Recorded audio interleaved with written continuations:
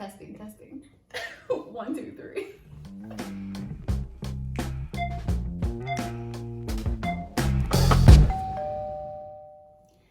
Hey y'all, welcome back.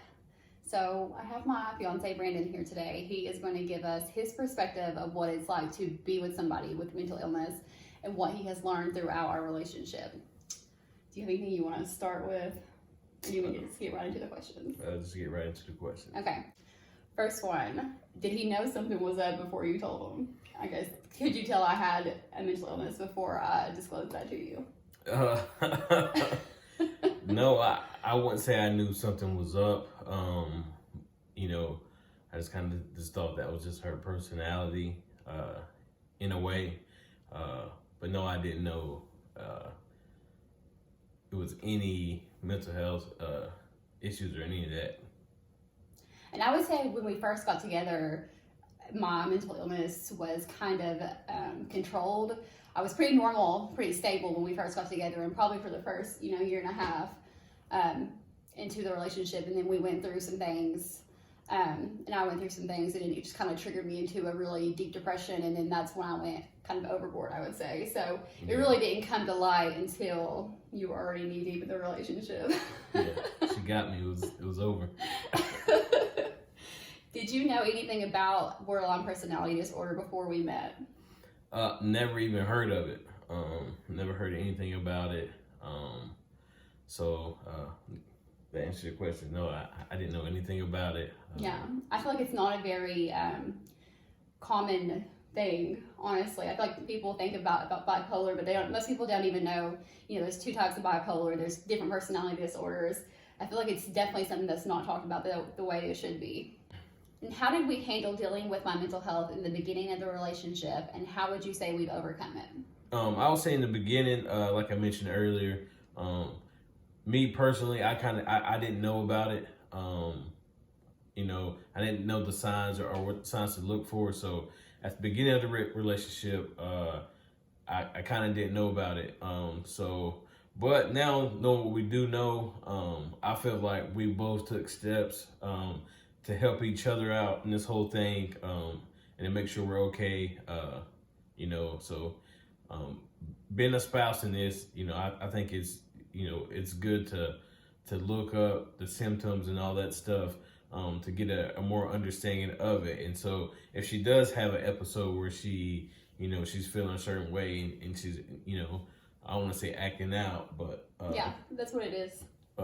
You know what I mean? I kind of know what she's dealing with and what she's going through. So on my end, I'm a little bit more understanding, and I try to help her get through it. So that's if she needs time, I give her time or space, or whatever it is. Loving, she needs attention, you know what I mean? I'm there for her. So I kind of just, in a way, kind of follow her lead and try to be understanding and see what she's going through at the moment.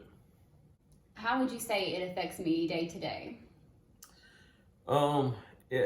I will put that question like, it's like the weather. When it's sunny outside, everything's great. When it's raining, yeah, and it's a stormy, it could be a hurricane. You know what I mean? But day to day, after the diagnosis, it's a big difference. Like I said, we're still working on it, working together. But yeah, day-to-day basis, I would say I would put it as like the weather. When it's sunny outside,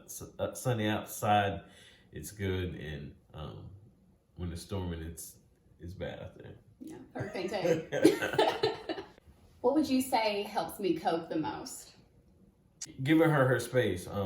I know she has she likes to color, she likes to draw, she likes to read. So have her own time with that, and during this quarantine time too, she has a little bit more time to herself. As I'm working, she's still at home at the moment, but just still coming home, giving her time where she, if she has to draw something or she's coloring, reading books. One of her new favorite hobbies is ordering a lot of stuff from Amazon, or quarantine problems, or doing her own nails. So yeah. So me having hobbies, you would say, and giving me the time and the respect to do those hobbies in peace, and understanding that is a priority for me to have that time to kind of decompress and get my mind off of things. Right. Okay. Can you tell when I'm about to have a depressive or a rage episode? I can't tell. It kind of just happens. Something could trigger her emotions, and it could kind of explode, or it could be like an outlash. But I can't tell it's coming. I might know she's having a bad day, maybe, but I definitely can't tell it's coming. Yeah. And to add to that, I want to say, again, there's a big difference between BPD and bipolar, either one of the bipolar types. With bipolar, you have mania and you have depression. And mania is when you see bipolar people act out, and you kind of escalate up to that point. You can tell they're starting to kind of get riled up, and then they go into mania. With borderline personality disorder, it is that quick. You go from 0 to 1,000, and then you come right back down too.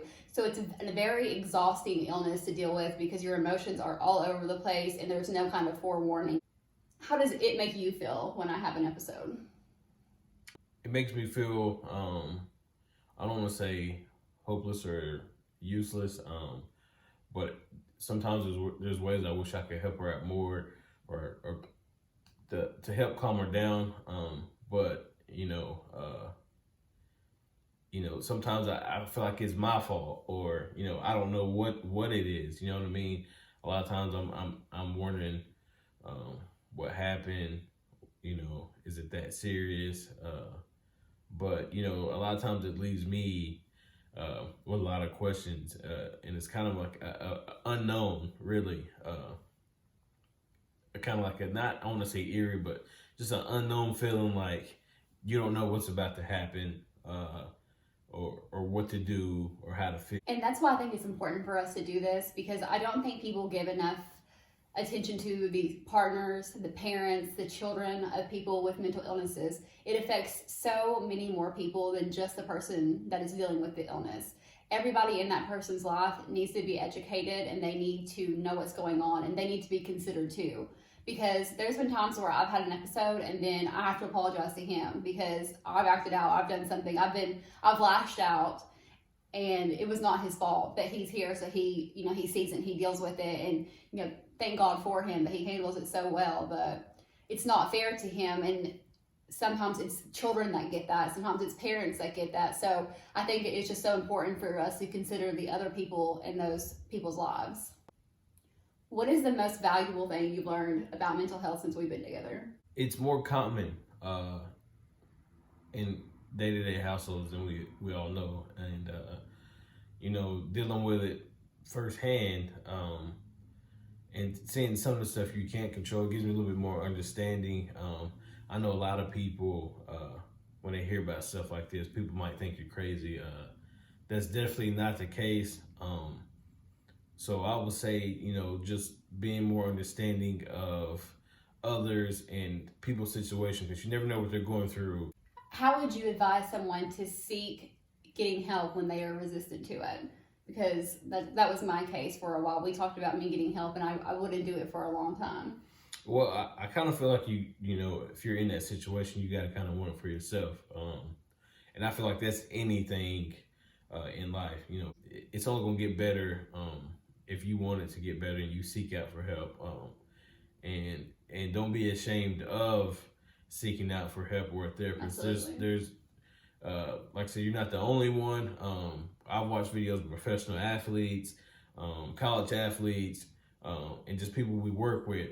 I know that seek help, and and they all have the same review.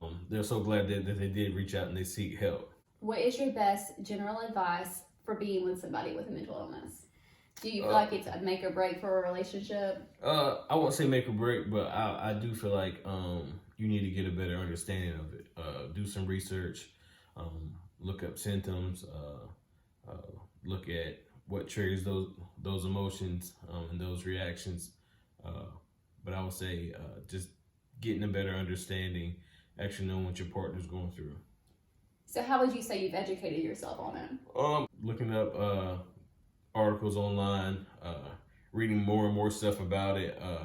Like I said, I've been watching videos of, like I said, athletes. You know, I'm a big sports guy, so I know there's a lot of people that's coming out with stories about, you know, their symptoms and their mental health illness and stuff like that. So it's way more common.